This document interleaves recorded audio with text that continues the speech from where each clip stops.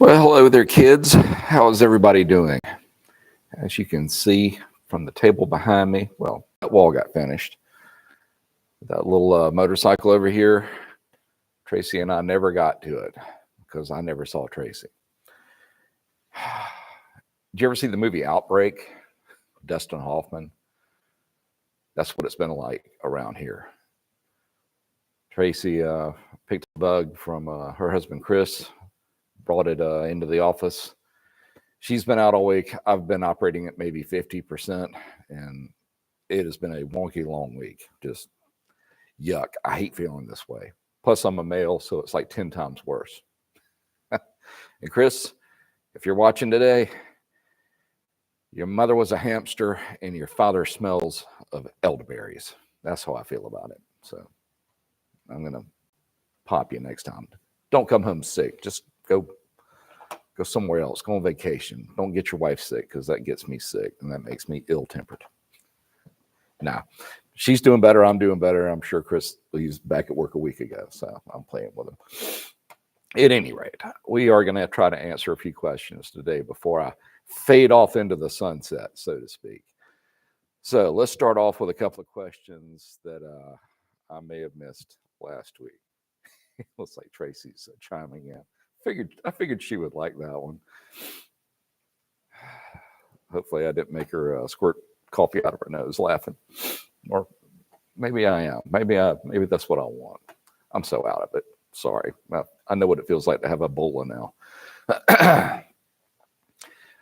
Glad Person 116 had asked me, how do you know how deep to install valve seals?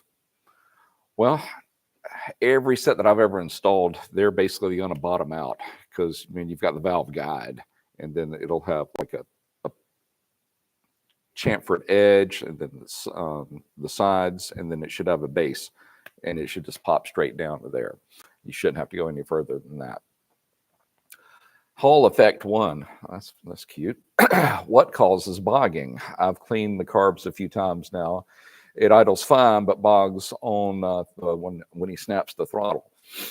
Bogging is usually one of two things: not enough fuel or too much. In most cases, it's not enough fuel. So one of the common mistakes people make when they clean the carb is not getting your air fuel screw set correctly. And that can make a huge difference, especially when you're talking about that transition going from idle to the transition circuit to the upper end circuit, depending on how many jets that your particular carb has. But it's usually that initial snap when there's when that air fuel ratio or that air fuel mixture screw isn't set right. So I would say go there first, especially after rebuilding a carb. Happens to all of us, man. Happens to all. Man, if you didn't remember how many screw turns to go in to see where it bottomed, and then that would tell you how far back out to go.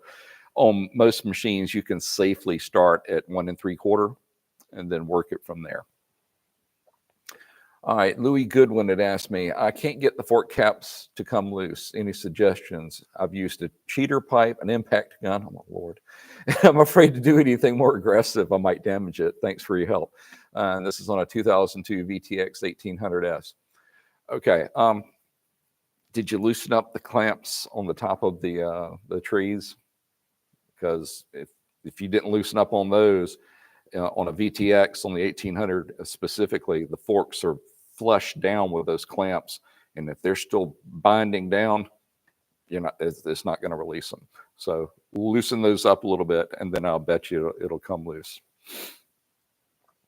Roy King had asked me, hi, I have a GY6.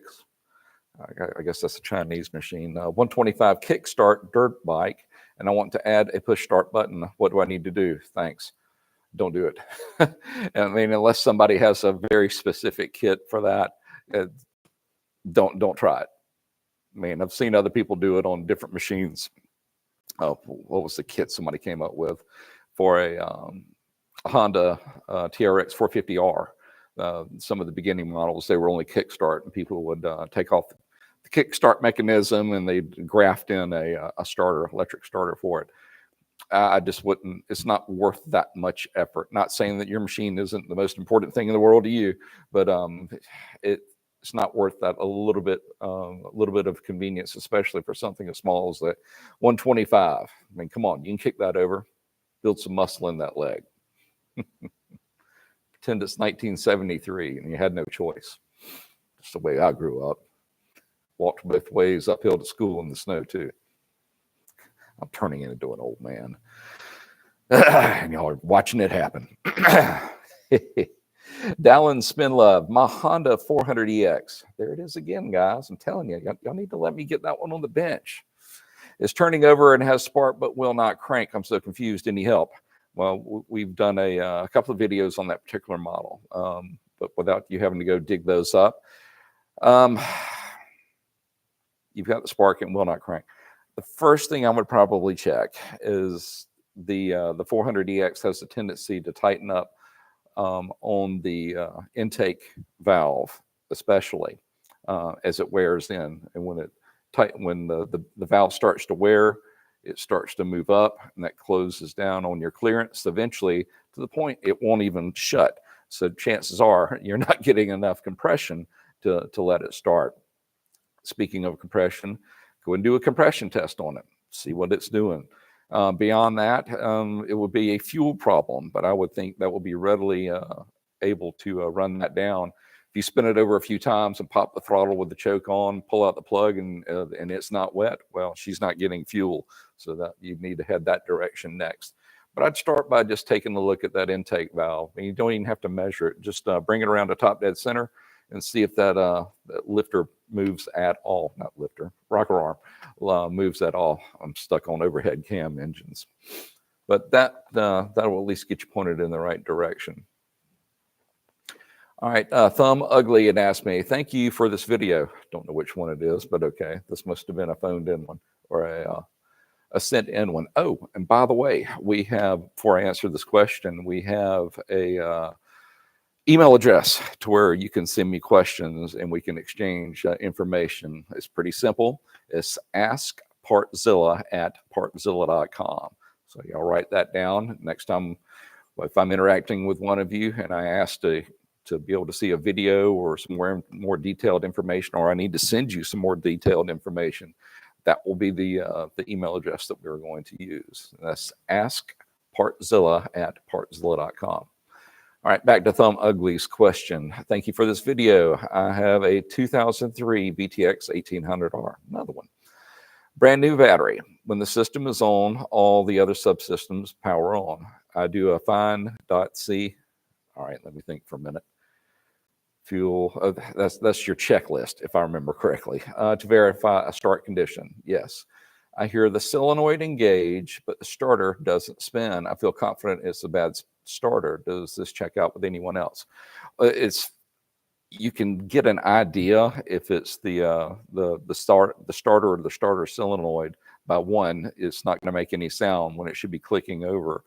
Two, you need a test light, and I'm pretty sure I did this on a video with it. On top of the starter solenoid, of course, you've got your battery connections, then you've got your two wires that activate the solenoid on the inside and then connect the battery wires together, making that click sound. Well, you need to check to make sure with the test light that trigger wire is actually sending voltage up to it. If it is, then, well, if it is and then it's not engaging, it's going to be the starter solenoid. If you sense power and it doesn't click and it doesn't engage that contactor to send the voltage across those 2 points, your meter's, or not your meter, but your light's going to tell you that as well, because it's only going to have power on one side and not pass it through. So just a test light, and that should point you in the right direction before you go run out and order a starter for one of those machines. All right, well, that catches me up. Let's see what we've got going on for today. All right. Massive Overkill. Howdy, John. How's it going out there? You having a good day? Hopefully you feel a little bit better than me. There's Tracy's response from my response to Chris. Oh, Shade Larson. How's it going, Shade? Y'all doing well? Good afternoon, John. Got a freshly rebuilt KFX 700 that blows coolant out of the radiator cap while cranking. What do you think? Head gasket. Um, that's where I would run first. That would be the simplest explanation, because you're pressurizing the cooling system, and that's usually where it fails. I mean, I've seen bad castings before, or heads that have been ported, or and I've seen people get a little too close and it works its way through and then pumps combustibles into where coolant is supposed to be. But that's where I would go first. Fully surrendered 2010 Razor 800, one of my favorite machines. It was one of the first ones my son and I ever built. Did a frame swap on it. Crank position sensor code 636. Changed it. Same issue. Still. Where next? On that, I would, if it's giving you that specific code for that crank position sensor and you put a new one on, I would bet that it is a broken wire somewhere on that harness, because I've swapped out that harness, not once, but twice. We won't go into that. But it goes in some fairly accessible areas for things to get broken. I mean, because if you ride through the woods like we do, and there's constantly got limbs and whatnot and pieces of wood trying to poke up through the floorboard, it doesn't take much for it to snag one of those wires and stretch it, and it still looks like it's intact, but indeed it's actually broken the actual strands inside and under that insulation. So that's probably where I'd go next.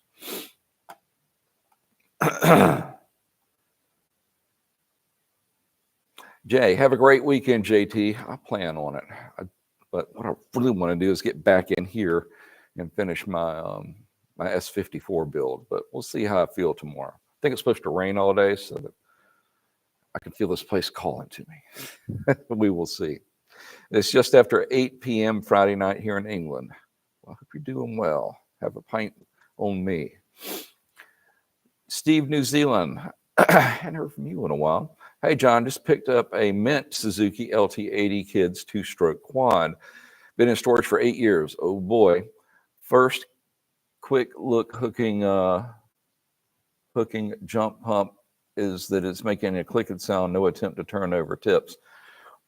Well, before you even start to try to get this thing to, or begin the starting process on it, go ahead and clean out the fuel system, all of it, and go ahead and change your oil in it, because it's been sitting up for 8 years. All the fluids need to be refreshed. Also, go over and look at all of your different seals, because chances are they're probably going to leak. So just be prepared to at least do shift seals, output seals, things of that nature. Other than that, go through the carb, go ahead and get it cleaned up. The good thing with a 2-stroke, they really don't seem to gum up as fast because they have a little bit of oil in there as well, but you're still going to need to go through it. Of course, put in a new plug. Before you even start it up, do a quick compression test to make sure that those rings aren't frozen up on the cylinder, because I don't know how it's been stored. If it's been sitting outside in the weather, or where it's been subject to the weather, sometimes that condensation works its way in there and just locks them up. But if you're telling me if it's rotating over okay, then shoot, just clean up all your different systems, especially the fuel, pop a new plug on it and see what she does. And Hank put up our Ask Partzilla at partzilla.com, a new email. Tractor Boy, hi, I have a 1978 Kawasaki KD 100, and it runs awesome, but every couple of runs it fouls out the spark plug, even though it has the right spark plug. All right, well, it sounds like that was a 2-stroke, wasn't it? I'm pretty sure the KD was a 2-stroke. But anyway, it sounds like she's running way too rich, so it may be time to back off on the air fuel on the carburetor a little bit. Only other thing is, if I can't remember if that has an oil injection system on it. I'm old enough, I should remember, but make sure that that isn't oversaturating the oil to fuel ratio. I think that one's at like 32-1, if I remember correctly. So take a look at those two things first. If both of those are right and she's still fouling plugs, maybe go to a little bit warmer plug, whichever one that would be in the in the NGK range. Johnny Stoltz, hey, I have a 92 VT 1100 with a rattle. Sounds like the timing chain, but the weird part is it goes away completely when pressing the clutch. By any chance, it's the clutch after all, and what to look for? It sounds like it to me, sir.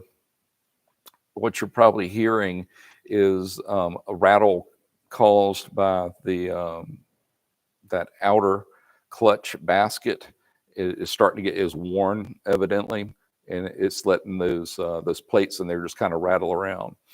So chances are that's what you're hearing, or maybe it could be what I would call a throwout bearing on the end of the clutch basket itself. My bet is your clutch basket's probably worn out, more than likely. Chris R, hello sir, here for the fun. Well, you need to go back and watch the beginning of this one, Chris. I feel like a bucket of buttholes, but I'm going to sit here and make it through this 30 minutes somehow or another. Glad to see you, or glad to have you here today. Joe McQueen, does lowering a 600RR affect the fairing fitment? I've raised the front fork height and installed a lowering link. It shouldn't affect the fitment of the fairing itself. It's just going to make it sit a lot lower, obviously. But as far as the way it fits on the machine, no, that shouldn't matter.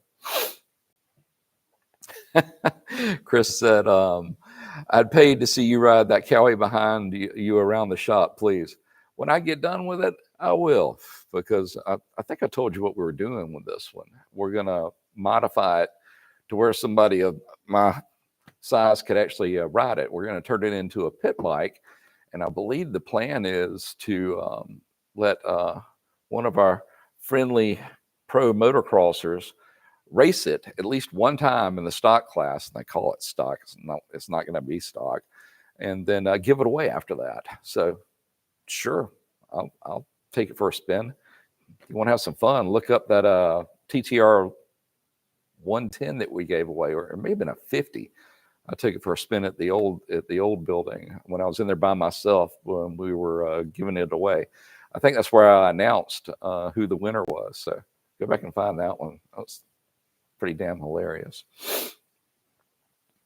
Tractor Boy came back. Yes, it is a two-stroke, and yes, it has the oil injection system. Well, once again, look at your settings on the carb. See if you can lean it up a little bit, and also check to make sure that oil system isn't just drowning it. I doubt that it is. Those mechanical systems, when they work, well, as long as the hoses don't deteriorate, they work extremely well, and they're usually very accurate. Shade Larson, do you think the head could be warped? The first start was great, and then ran till the fan came on and let it cool, and now it's blowing coolant or running on one cylinder.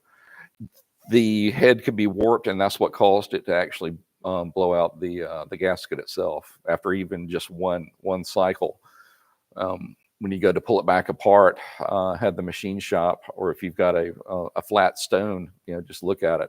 I mean, you can usually tell one that's that far out of whack just by putting a light on the back side of the stone, and you'll be able to see if there's got a wave in it, either egg-shaped or a parabola, one or the other.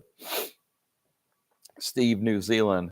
Cheers, John. Also, I see you guys ship parts to Australia. Why can't you send to New Zealand too? I don't know. They don't involve me in those conversations, but I bet you I can find out.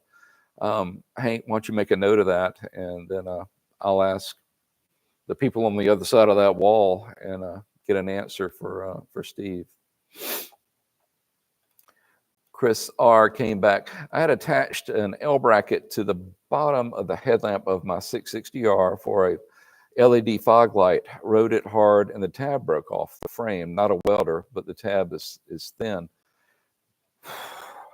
Well, sounds like you're going to have to get that welded back on there. Certainly, all the folks that they're in, you have to know one person around there that's got a welder that can redo that for you. It's not that tough. Even I know how to weld. I'm not a great welder, but even I can weld. John Stokes also came back. Also, the VT with the rattle, it also goes away when it's sitting on its side stand. But when it's upright, it rattles. I'm still going to go with the clutch issue here. I'm still saying something's worn in the clutch assembly. How many miles are on it, Johnny? Just curious. And what oil are you running? That's also just from my personal curiosity. Joe McQueen said, "Are Corbin seats worth the money they are charging?" I didn't think so until I bought a machine that already had one on it. And I have to admit, it was nice. If you've never spent a fair amount of time in the saddle in a Corbin seat, yeah, just don't, because once you do, well, then you're kind of hooked. So are they actually worth the money? Knowing what my butt knows now, I'd say yes, unfortunately. But hey, it is what it is. Johnny came back. It has 63,000 miles. I thought we were going to be high mileage. Yeah, it's going to be time to open her up and do a refresh on that clutch side. And you're running Valvoline 10W40. Yeah, that's fine. Can't go wrong with Valvoline.